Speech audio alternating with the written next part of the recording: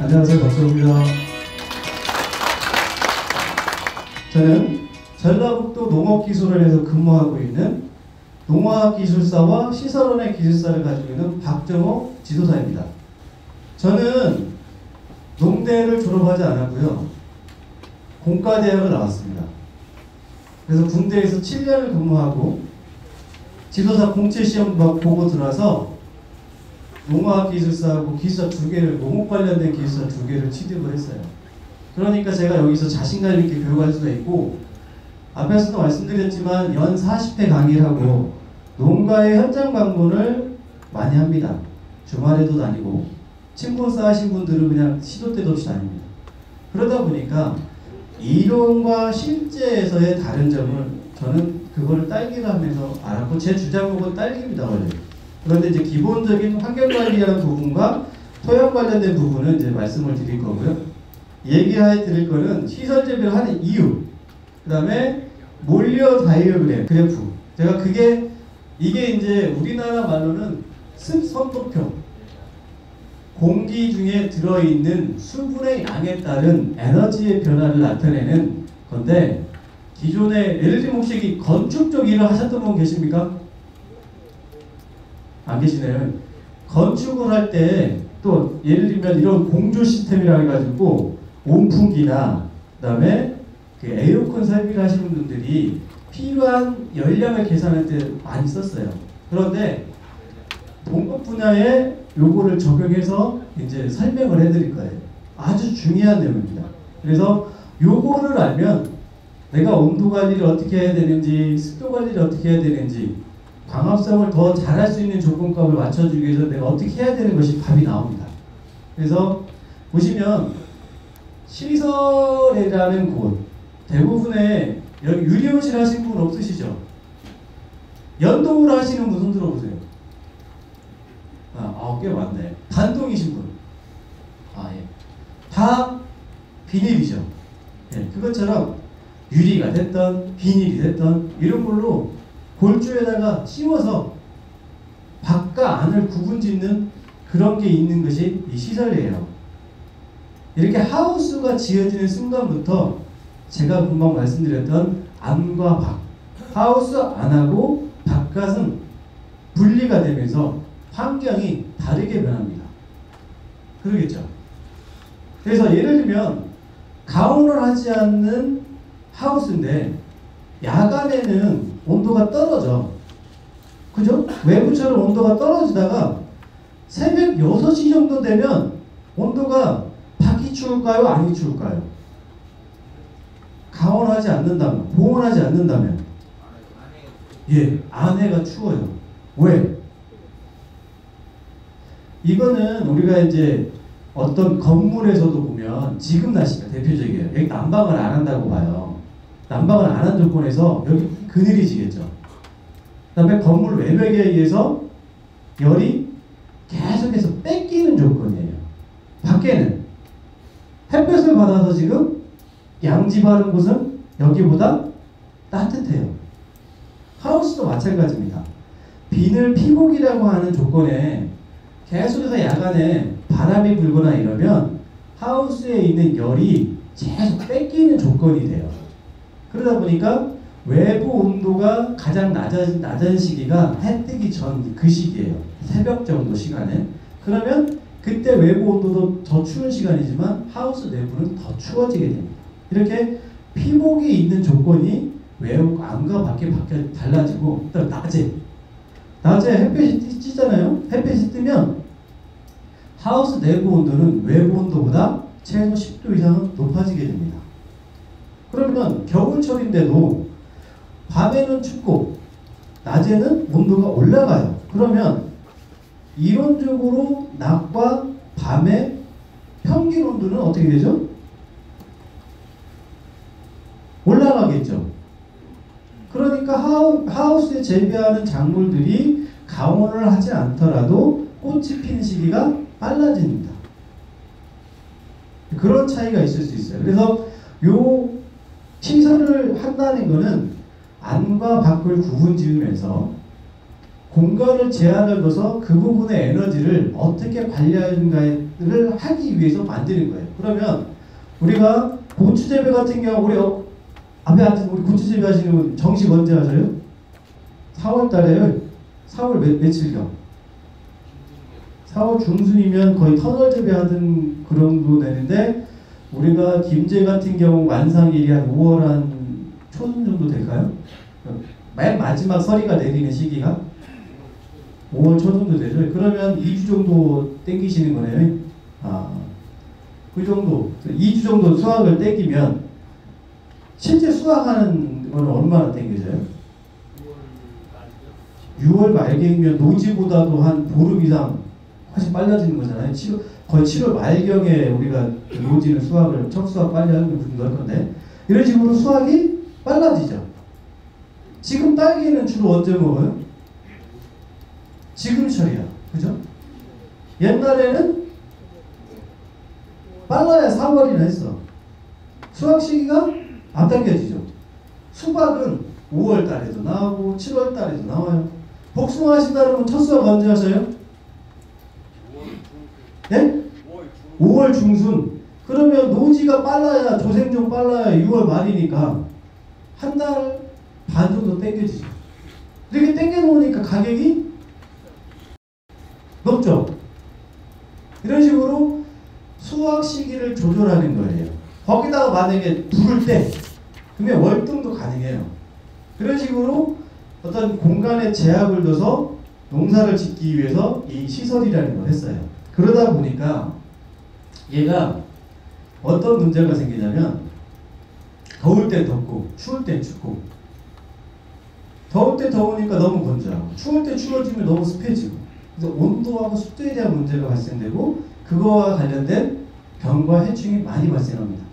그래서 이제 스마트팜이라는 거는 아까 제가 간단히 얘기 드렸는데 우리나라에서 지금 ICT네 스마트팜이네 뭐 복합환경제어네 이런 얘기를 하는데 복합환경제어라는 거는 90년대 중반에 유리온실이 들어와서부터 있었어요. 그리고 ICT라는 거는 우리 정부에서 ICT를 하는 이유가 있습니다. 기존의 농업이라는 시장이 너무 작았어. 우리가 농업 생산물로만 따지면 한 5, 6조밖에 안 돼요. 삼성에서 반도체 만드는 것밖에 안 됩니다. 그런데 그와 관련된 산업을 좀 더 키워보자. 우리나라가 ICT 강국이니까 요 관련된 기술을 좀 넣어보자 해가지고 그렇게 확대가 되고 있는 거고 뭔가 보여줘야 되다 보니까 자꾸 막 스마트폰을 뭔가 이렇게 움직이는 걸 하려고 하는데 그게 중요한 게 아니고 요거예요. 이게 소에다가 이게 암소입니다. 암소. 암소에다가 뭐 다른 것 같아 이게? 뭐 같습니까 이게? 다리에다가 달았어. 네, 전자팔찌. 좀 안 좋은 예인데 그냥 만보기예요. 만보기. 소가 움직이면 얘가 얼마나 움직이는가 이 숫자를 그래프로 그려 이렇게. 이게 그래프로 그렸더니 제가 이 소가 암놈이라고 했어요? 순놈이라고 했어요? 암놈이라고 그랬죠? 암놈은 소 같은 경우는 주로 뭐 하려고 키워요? 네, 좀 미안하긴 하네. 네, 새끼. 얘가 발걸음 수가 300, 예를 들면 200보 넘어가고 300보가 되면 얘는 인공수정을 해줘야 될 때가 됐구나 하고 아는 거야 이게 농장주가. 그래서 300보가 된 순간에 여기부터 해가지고 몇 시간 이내에 인공수정을 하면 암송아지가 나와. 그 다음에 300보가 되고 나서 일정 시간이 지나서 수정을 여기다 이 시기에 수정을 하면 수정아지가 나와. 이게 신이야 신. 농장주가 저 팔자 하나 차고놨더니 내가 암송아지 나와라고 암송아지 뚝딱 나오고 수송아지 나오라고 수송아지 뚝뚝 나와. 이런 것이 ICT 스마트팜입니다. 결국 뭐냐면 지금 얘가 얼마나 움직였지? 지금 온도가 몇 도지? 지금 광량은 어느 정도 됐지? 그런 데이터를 제공받을 수 있는 것이 스마트팜입니다. 결국은 더 중요한 것은 이 데이터 수집이라는 거예요. 그런데 지금 우리가 하고 있는 스마트팜들, 보조사업이나 이런 것들이 이 데이터 수집 쪽보다는 농가분들이 그냥 멀리 떨어졌을 때, 외출했을 때, 비가 오네? 문 닫아야지. 딱 이게 아니라는 거예요. 그거는 아주 스마트 팜이 100가지 중에 하나밖에 안 돼요. 더 중요한 거는 지금 온도, 지금 습도가 몇이니까 내가 어떤 행동을 해야 되는지 의사결정을 할 수 있는 데이터, 자료를 제공받을 수 있는 게 더 중요한 겁니다. 자, 그래서 제가 스마트 팜이라는 거에 대해서 말씀을 드렸고, 자, 스마트 팜이 뭐다? 내가 의사결정을 할 수 있는 데이터를 원할 때 받을 수 있는 게 스마트 팜입니다. 그게 제일 중요한 거예요. 데이터의 데이터. 뭐 열고 닫고 하는 게 중요한 게 아닙니다. 그 데이터를 가지고 의사결정을 할 수 있는 거. 그래서 이제 잠깐 홍보하자면 얘 배경상 쟤는 제가 농가분들 돌아다니면서 하우스 농사를 짓고 계신 분들인데 온도는 어떻게 파악해요? 그랬더니 농가분들이 저기 이렇게 하고 있는 게 있어. 그게 뭐예요? 응? 온도계면 다행인데 주로 딸기집에 하신 분들이나 예를 들면 하우스 입구에 뭐 이렇게 커다랗게 대포처럼 생긴 거 딱 달아놨어. 열풍기. 그거 가르쳐요. 그거. 거기 보면 열풍기에 뭐 있어요? 온도계 있잖아요. 그거 가지고 온도 잡는 데. 네. 근데 걔가 아까 얘기했듯이 하우스에 햇빛이 들어오면 열을 받아요. 온도계가. 그러면 정상적으로 온도를 재야 되는 조건보다 10도 이상 높게 나와요. 그러면 이게 정확한 데이터예요? 안 그러겠죠. 온도가 10도 이상 높게 나오니까 농가분들이 이거 덥네? 확 열어버려요. 그럼 그만큼 손해보는 경우가 생긴다는 거예요. 온도계가 없어요. 자, 여기 하우스에 온풍기나 난방기에 달려있는 온도계 말고 별도의 온도계를 가지고 계신다. 손 한번 들어보세요. 한 분, 두 분, 세 분, 네 분, 다섯 분, 여섯 분, 일곱 분, 여덟 분.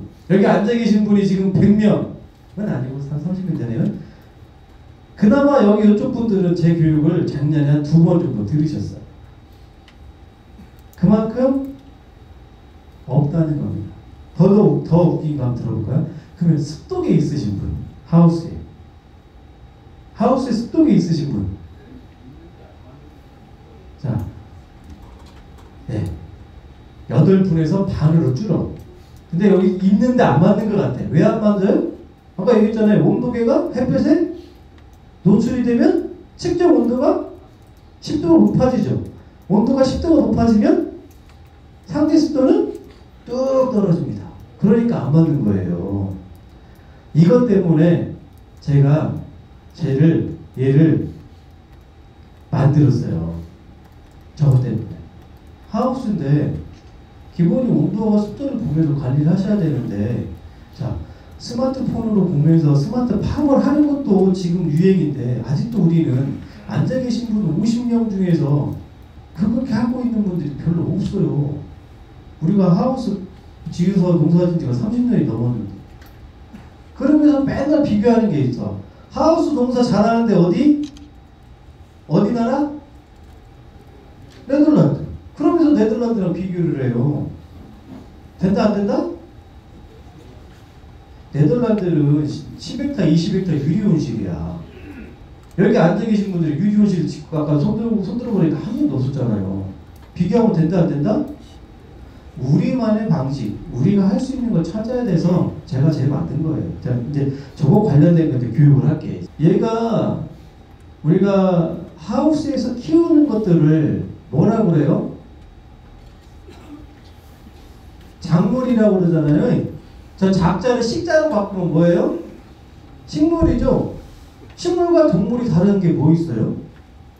동물은 광합성을 한다 못한다? 못하죠. 광합성을 하는 게 식물이기 때문에 식물을 키우는 거야. 사람이 먹고 있는 에너지는 기본적으로 태양에서 와요. 그 태양빛을 받아서 식물이 광합성을 해.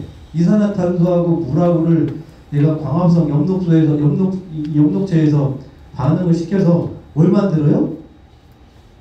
탄수화물을 만들어요. 탄수화물. 그래서 이 탄수화물이 기본이 됩니다. 모든 유기물에 탄수화물을 이게 합성을 해서 지방도 만들고요.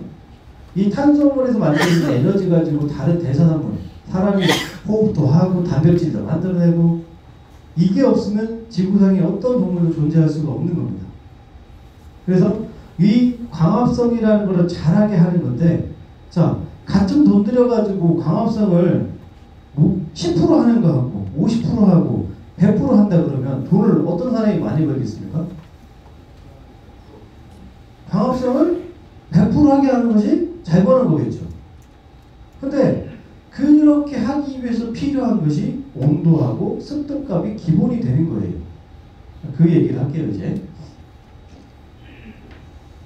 그런데 이 광합성이라는 걸 하기 위해서는 뭐가 열려야 돼. 사람도 숨을 쉬려면 뭘로 숨을 쉬어요? 어렸을 때는 주로 입으로 하고, 좀 크면은 코로 하고, 뭔가 열려야 되잖아요. 입이 열리던 코가 열리던. 그래서 열려야 사람은 산소가 필요한 것이고, 식물은 광합성 할 때 제가 뭐가 필요하다고 했어요? 이산화탄소가 필요하다고 했어요.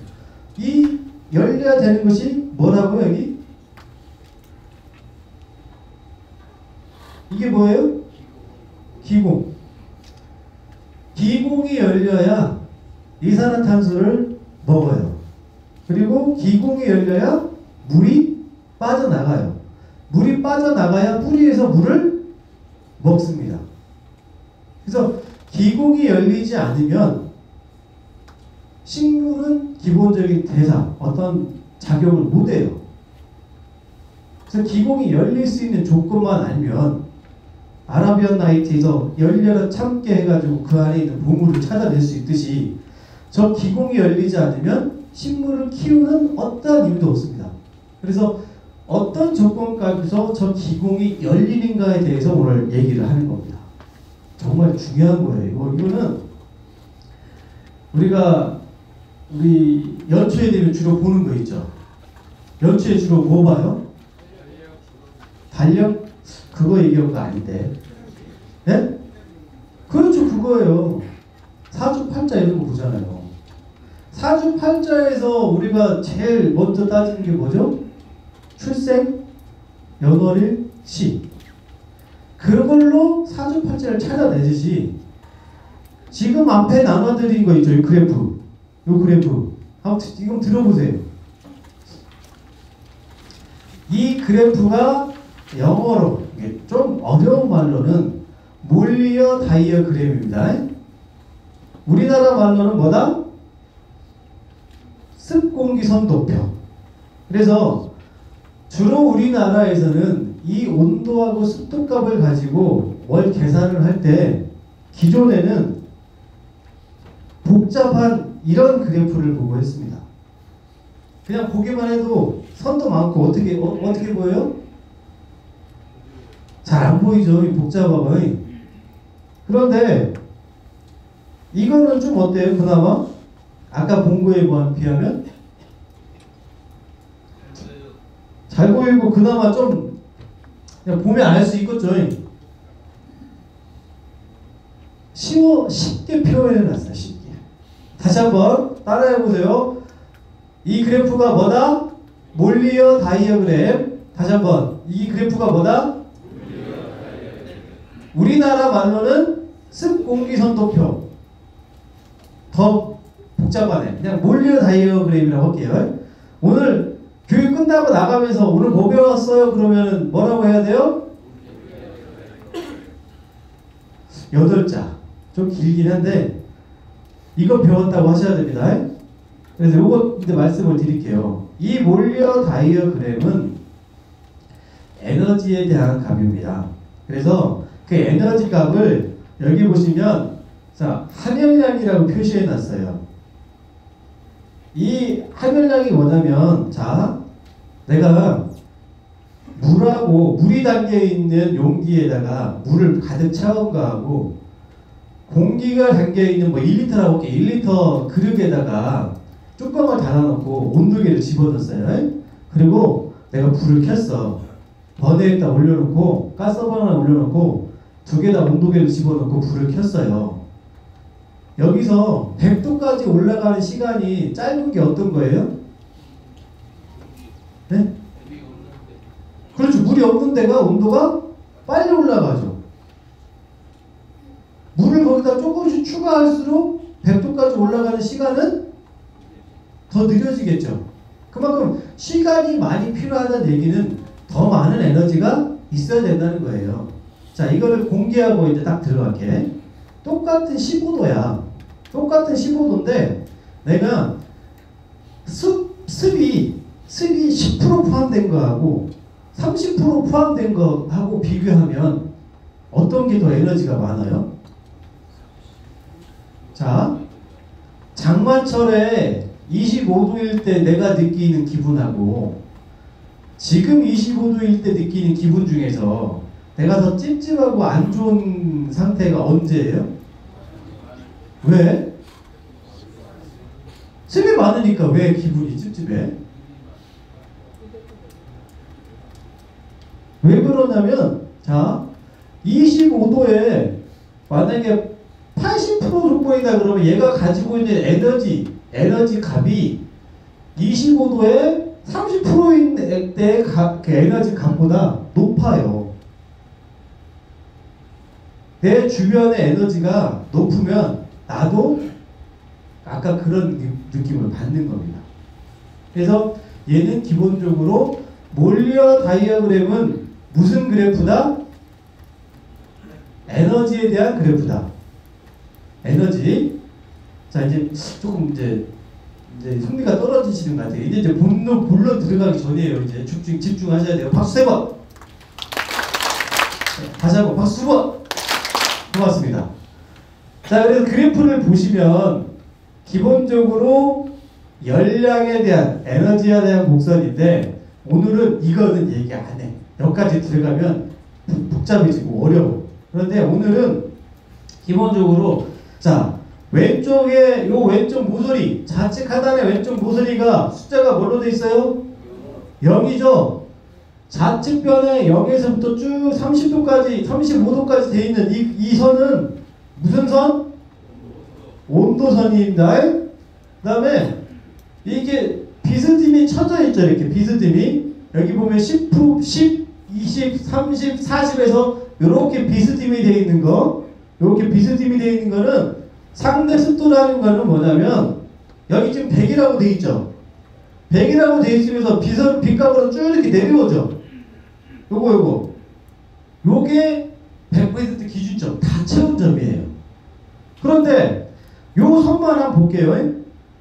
온도 5도하고 10도하고 이렇게 쭉 가다 보면 만나는 점 있죠. 이렇게 여기하고 이렇게 만나는 점 있죠. 이게 5도일 때 100% 다 채운 조건이야. 그래서 온도가 올라가니까 상대 습도라고 하는 이 100%라는 점이 어떻게 돼요? 자꾸 0에서부터 오른쪽으로 멀어지죠. 맨 밑에 한 바닥에 숫자를 한번 볼까요? 여기 뭐라고 돼 있어요? 30이죠. 0에서부터 30까지 된다는 얘기는 숫자가 커지죠. 자, 그러면 이 온도라는 값은 왼쪽 변에서 위로 쭉 올라간다고 했고 맨 밑에 있는 거는 어떤 거냐면 절대 수분량이라고 해서 내가 눈에 보이진 않지만 공기 중에는 일정량의 수분이 들어있어요.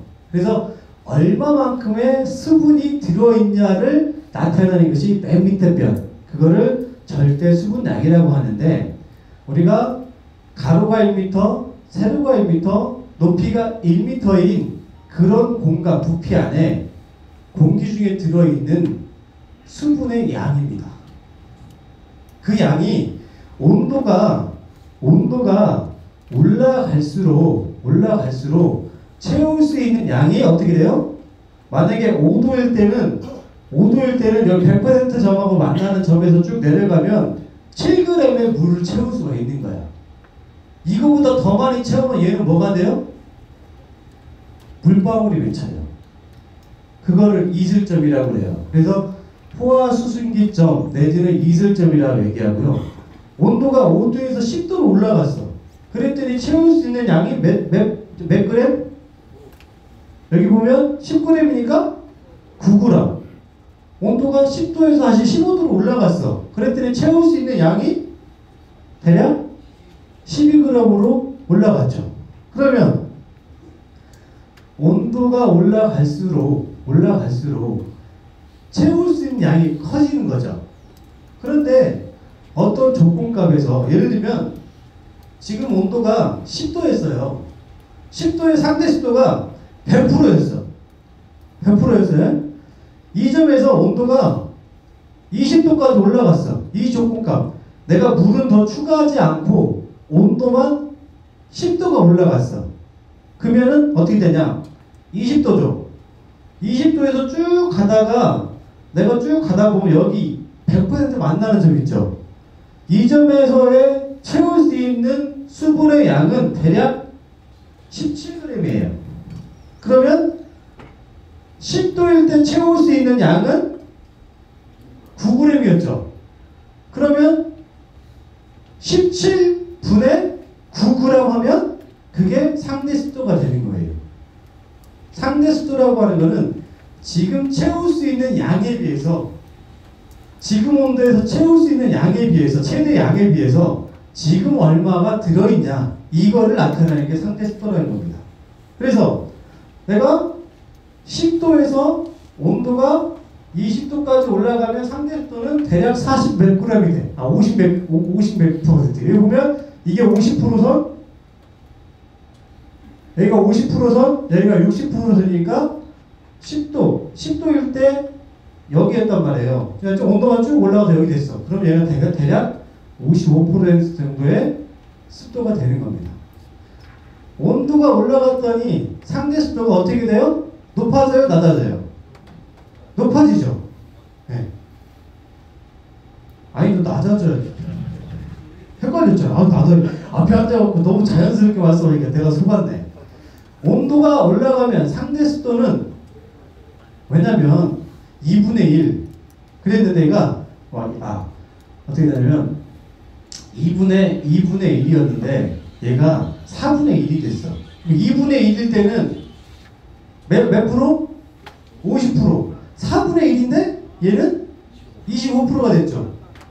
밑에 있는 채울 수 있는 양이 커지니까 전체 나눠먹는 양, 사과 한쪽을 2명이 나눠볼 때는 반절이야. 사과 한쪽을 4명이 나눠먹었더니 25% 더 작아지잖아요. 그래서 온도가 올라가니까 상대 습도는 낮아지고 온도가 내려가면 상대 습도는 올라가는 거예요. 상대 습도라는 것이 자 낮아지면은 건조한 거고 높아지면 습도가 습해지는 거잖아요. 네, 그거예요. 그러면 온도가 올라가면 건조해져요, 습해져요? 온도가 올라가면 건조해지는 거예요. 온도가 올라가면 건조해지고 온도가 낮아지면 습해지는 겁니다. 어떤 조건에서? 내가 습을 가해주지 않는 조건에서. 온도하고 습도에 대한 관계 다시 한번 얘기할게요. 온도가 올라가면 습도 값은 상대 습도 값은 낮아진다. 온도가 올라가면 상대 습도 값이 낮아진다는 얘기는 건조해진다, 습해진다? 건조해진다. 온도가 낮아지면 상대 습도 값은 올라간다. 3월달이 덥습니까? 6월달이 덥습니까? 자, 3월달에 상대 습도가 높습니까? 6월달에 상대 습도가 높습니까? 그럼 말씀하신 대로 얘기하면 3월달에 상대 습도가 높아야 되는데 3월달에는 왜 건조해가지고 맨날 불난다고 그러죠?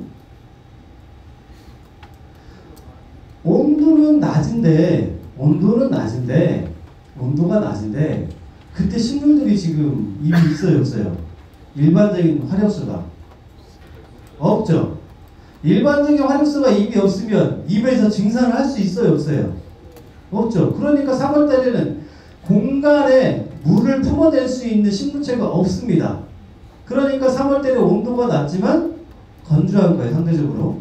자, 6월 달에는 온도가 높지만 습을 많이 포함되어 있는 어디에서 바람이 주로 불어와요?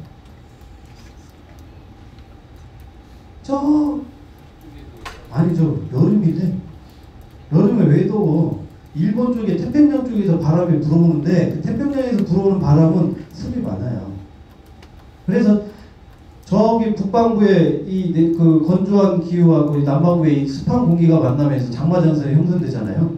그러니까 그거예요. 이게 기본적으로 온도가 이 그래프만 보면은 온도가 올라갈수록 내가 가질 수 있는 습의 양이 많은데 지금 조건값이 지금 공간에 가지고 있는 이 습이 변하지 않는다면 가질 수 있는 거에 비해서 얘가 차지하는 비율이 작아지기 때문에 건조하다고 얘기하는 겁니다. 요거를 잘 이해하셔야 그 다음에 하우스에서 내가 온도를 올릴 건지 내릴 건지가 결정이 되는 거예요. 그죠? 자, 그러면 내가 아침에 갔더니 하우스에 들어갔어요. 하우스에 들어갔더니 자, 겨울철 기준입니다. 이제 결론부터 얘기할게. 주로 겨울철에는 외부 온도에 비해서 하우스 내부 온도가 높죠. 네? 높죠? 자, 하우스 내부 온도가 높은데 그렇게 높은 건 아니에요. 자, 그런데 반대적으로 한 5도 정도 됐어. 5도 정도 하우스가 5도 정도 됐어요. 이거 뭐 망감류 재배하시는 분이나 지금 작물이 있으신 분들 같은 경우는 하우스가 지금 한 2도 정도 됐어. 이렇게 온도가 떨어져 있는 상태에서 하우스가 건조해요? 아니면 습해요? 습하죠. 대개 한 80% 정도까지 습을 가지고 그 정도 돼요. 이 상태에서 내가 열기 전에 5도였어요. 5도. 습은 80%였어요. 자, 5도에 80%라는 거 다시 한번 볼게요. 내가 온도가 10도다 그러면 온도를 얘는 무조건 왼쪽으로, 오른쪽으로 쭉 선을 그어요. 선을 그어서 가다 보면 첫 번째 만나는 이 빗값선, 요거는 몇 퍼센트? 20%인가요? 여기 있네, 여기. 10%, 여기 10%. 그 다음에 가다 보면 빗값선은 몇 프로? 20%. 그 다음에 가다 보면 만나는 선은 몇 프로? 쭉 가다 보면 이 상대습도라고 하는 선과 만나죠. 그러면 10도에 5도. 5도에 80%라고 하면 5도에 쭉 가다가 보면 내가 100%니까 90%, 80% 만나는 이 점이 있죠. 이 점에서 온도가 낮아진다고 생각해서 쭉 내려가다 보면 100%로 만나는 점 있죠. 이 점이 생기겠죠. 이 점이 무슨 온도? 이슬이 맺히는 이슬점, 결론점이 돼요. 그러면 여기 보시면 이 온도가 대략 1도, 2도, 3도야. 하우스가 온도가 5도일 때 습도가 80%였어. 근데 그때 외부 온도가 0도였어. 그럼 하우스 문을 열어야 돼? 열지 말아야 돼요? 안 열어야 돼요. 왜? 찬 공기가 싹 들어오면 5도의 80%일 때보다 5도의 80%일 때 이슬점 온도의 3도보다 낮은 0도의 공기가 들어오면 어떻게 돼요? 안개가 펴요, 안개가. 그게 이슬이 맺혀. 근데 이슬이 맺히면 어떻게 돼요, 그 다음에? 습이 맺히죠. 습이 맺히면 뭐가 좋아요? 그렇죠. 곰팡이 균이 좋아요. 그래서 요게 기본적으로 온도하고 습도값하고 이슬점, 온도하고 습도로 이슬점을 제가 찾았잖아요. 그래갖고 내가 지금 이슬점 온도가 3도니까 외부 온도가 스마트폰에 떠. 우리 동네 지역 찍어놓으면 스마트폰에 내가 서치 한번 하면 우리 동네 온도가 딱 떠. 지금 여기 김제 같은 경우는 몇 도냐면 2도에 2도. 지금 몇 시예요? 지금 같은 조건에서는 10시 15분인 지금에서도 외부 온도가 2도잖아요. 내가 하우스 온도가 5도에 80%다 그러면 열어야 된다 말아야 된다? 안 열어야 돼. 외부 온도가 만약에 4도가 됐어. 그러면 열어야 돼요 말아야 돼요? 이때 열어야 된다는 거예요. 이슬점, 내부의 온도하고 습도에 의해서 만들어진 계산된 이슬점보다 높은 조건일 때 열어야 하우스 내부에 습이 안 끼는 거예요. 그죠? 이거는 이제 이슬에 대한 거고, 더 중요한 거는 이 그래프는 우리가 운전할 때, 모르는 길을 갈 때 요즘에 주로 뭐 보고 갑니까? 운전하시는 분? 그렇죠. 내비게이션이에요. 어떤 점을 하나 딱 찍어요. 15도일 때 예를 들면 여기 얘가 100%, 90%, 80%, 70%, 60%, 16도에 60%인 점을 이렇게 딱 하나 찍었어요. 이 점에서 내가 온도를 올릴 것인지, 온도를 내릴 것인지, 습을 뺄 것인지, 습을 늘 것인지, 이걸 결정하는 건데, 여기 하우스에 제습기 있으신 분, 제습기는 없으시죠?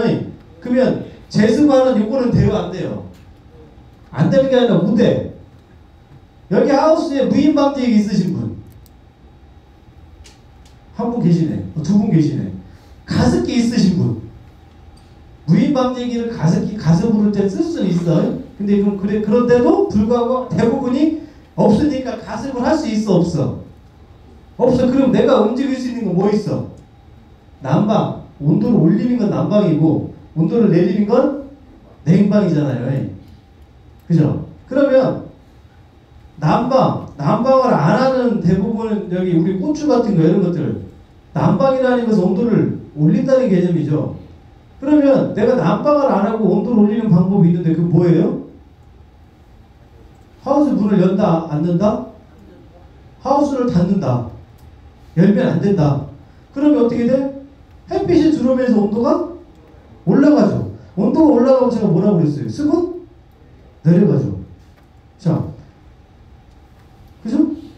자, 4월 달에 아침에 한 10시쯤 갔더니 20도에 80%까지 이런 조건이 됐어. 예를 들면 이때는 내가 80%라는 느낌이 어때요? 습한 거죠. 예를 들면 내가 이 습을 빼고 싶어. 이렇게 빼고 싶으면 외부 온도가 4월 달에는 하우스 온도가 20에서 80% 정도 됐다 그러면 그때 4월 달 같은 경우는 외부 온도가 한 15도 정도 될 거예요. 15도에 4월 달이니까 건조하겠죠. 그때는 열어주면 온도가 떨어지면서 습도 떨어져요. 그죠? 그거예요. 하우스에서는 외부 온도 조건, 내부 온도 조건 이 두 가지를 가지고 열고 닫는다를 얘기해야 되지. 이 환경관리 얘기하시는 분 중에서 온도가 떨어지는 시간대에 외부 온도만큼 온도를 떨어뜨린 다음에 문을 닫으라고 강의하시는 분이 있어요. 그거는 주로 봄에 자기를 빨리 땡겨서 재배하는 수박이나 이런 시기에 대한 작물에 맞는 거고, 겨울에 재배하는 작물인 딸기나 예를 들면 토마토도 겨울 재배를 하신다 그러면 안 맞아요. 그렇게 했다가는 잿빛곰팡이, 난방비가 많이 들어요. 그래서 이 몰리어 다이어그램은 온도하고 습도 조건에서 내가 온도를 올릴 건지 내릴 건지를 결정할 수 있는 내비게이션 역할을 합니다.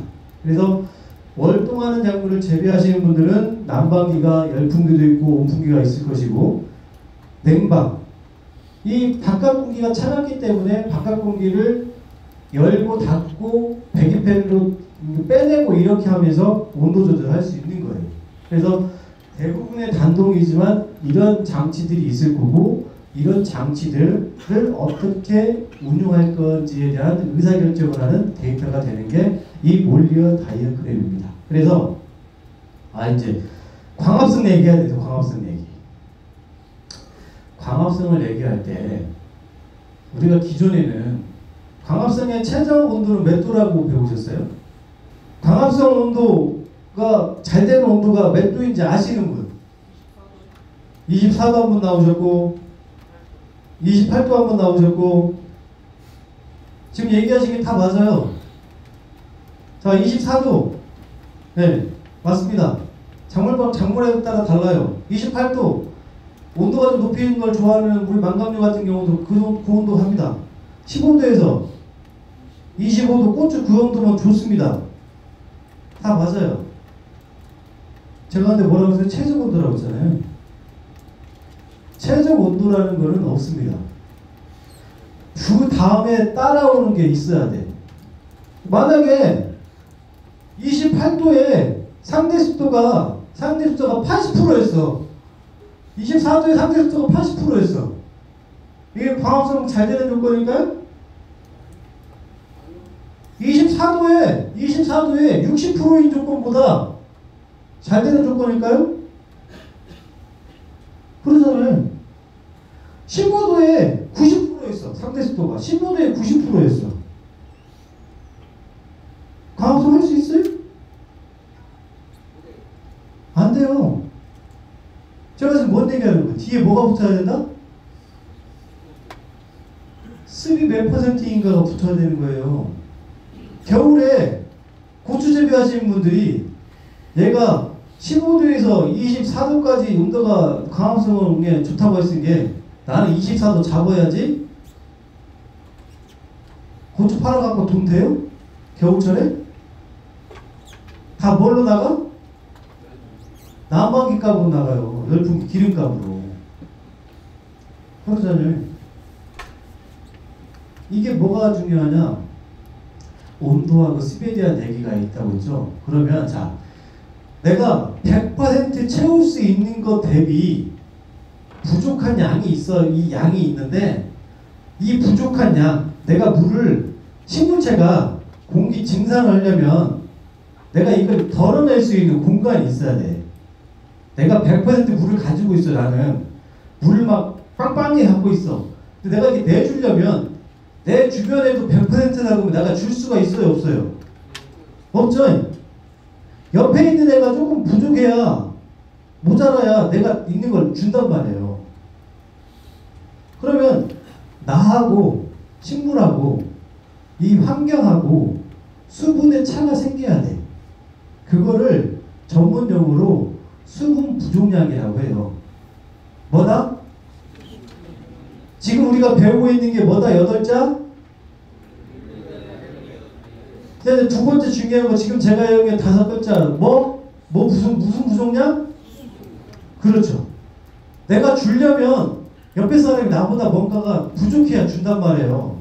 돈은 있는 놈이 주면 받겠지만 이게 돈이 아니요. 얘 옆에 있는 사람도 부족해야 내가 줄 수가 있는 거야. 이게 수분 부족량이라는 건데 결론부터 얘기하면 수분 부족량이 3에서 8. 대부분의 작물이 그래요. 망가류처럼 입이 좀 두툼한 애들은 온도가 높아져도 두툼하니까 그게 조금 더 커질 수 있어. 그런데 뭐 체리가 됐던 복숭아가 됐던 고추 특히 이런 애들은 3에서 8 정도의 수분 부족량이 생겨야 광합성을 해요. 그럼 그 수분 부족량을 어떻게 구하냐? 이게 오늘 핵심. 뭐다? 핵심이 뭐다? 5글자? 수분 부족량. 요거를 이제 얘기할 거예요. 자, 예를 들면 15도에 아까 우리 고추가 15도에 상대 습도가 60%였어요. 상대 습도가 100%, 90%, 80%, 70%, 60%. 15도에 자, 상대 습도값하고 온도하고 이렇게 만나는 점을 찾는 거예요. 15도에 100%, 90%, 80%, 70%, 60% 여기죠. 아, 여기구나. 위에. 여기 60%. 이 점을 찍었죠. 이 그래프에서 이 점에서 100%까지 칸수 맞아요. 이게 제일 빠른 방법이야. 100% 여기잖아요. 여기잖아. 한 칸, 두 칸, 세 칸, 네 칸, 다섯 칸. 수분 부족량이 몇? 5지. 그러면은 아까 제가 얘기한 3에서 8에 들어와요, 안 들어와요? 들어오죠. 그럼 광합성이 하기 좋은 조건이에요, 안 좋은 조건이에요? 좋죠. 그런데 3에서 8 중에서 6이니까 8까지 올려도 좋겠어. 그죠? 그러면 하나, 둘, 셋, 넷, 다섯, 여섯이었는데 이 점에서 온도가 1도 올라가고 2도 올라가고 3도 올라가. 그랬을 때 요것도 칸을 대시 재봐요. 한 칸, 두 칸, 세 칸, 네 칸, 다섯 칸, 여섯 칸, 일곱 칸. 18도에 50%선. 18도에 여기 19도에 50까지 올라갔어. 그랬을 때 칸을 한번 세봐요. 한번 세보세요, 직접. 몇 칸 되니까. 15도에 50%일 때 칸수를 세보세요. 100% 선까지. 저만 보지 마시고 그래프 분모에서 한번 해보세요. 같이 해보게 그럼. 자, 한 칸, 두 칸, 세 칸, 네 칸, 다섯 칸, 여섯 칸, 일곱 칸, 여덟 칸. 넘네, 조금.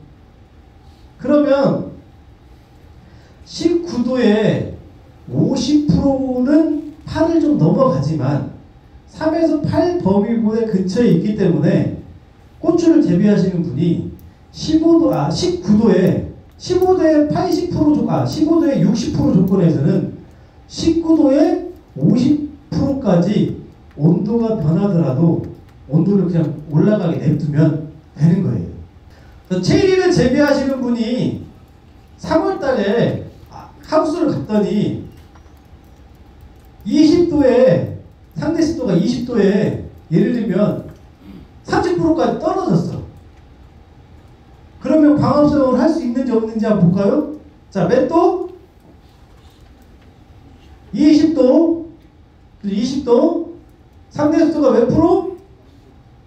10%, 20%, 30%죠. 여기죠. 자, 여기서 100% 되는 점까지 칸수만 세보세요. 여기 보면 여기 한 칸, 두 칸, 세 칸, 네 칸, 다섯, 여섯, 일곱, 여덟, 아홉, 열, 열하나, 열둘. 20%에 20도에 30%일 때는 수분 부종량이 몇? 칸수가 몇 칸? 12니까 광합성 하기 좋은 조건이에요? 안 좋은 조건이에요? 왜 안 좋아요? 내가 뿌리에서 빨아들이는 물에 비해서 입에서 뺏기는 게 너무 많은 거예요.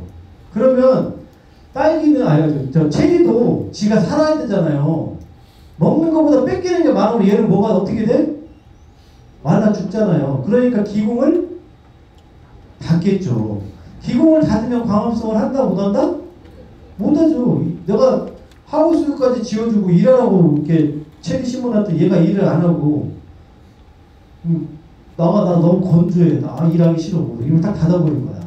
얘를 20%에 30%일 때 얘를 일을 하게 하려면 이런 조건에서는 어떻게 하면 좋을까요?